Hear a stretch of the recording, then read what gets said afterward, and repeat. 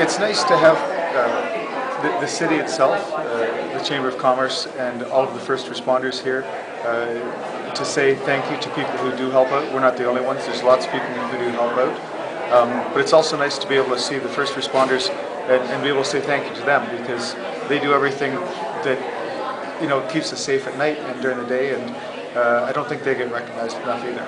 Now, you're not a first responder, but take me back to that day and tell me a little bit about what happened.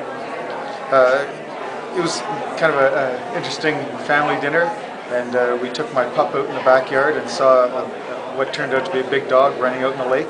It was in April, and I thought it was a young bear, because it went out in the lake and swam straight toward the islands and kept swimming and didn't stop. So it was a little bit different than what we're used to seeing on Lake Nipissing.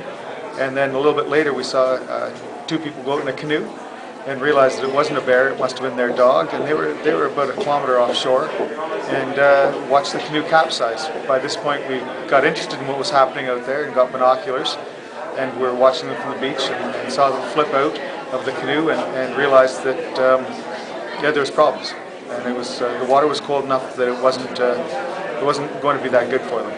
And so Brendan grabbed the canoe and ran out in the lake with it, and I got life jackets and paddles and fleece and stuff, and we paddled out to get them. And Brendan, what goes through your mind when you see two people capsize? I just sort of had a huge shot of adrenaline. I just knew that we had to get out in the lake as fast as possible because they were in hypothermic conditions and they wouldn't last. And are either of you guys trained in first aid or anything? No, we've been in a canoe a lot, but no first aid. Well, I've had first aid training, but that's not what was necessary. What was necessary was getting out in the canoe and getting those people out of the water.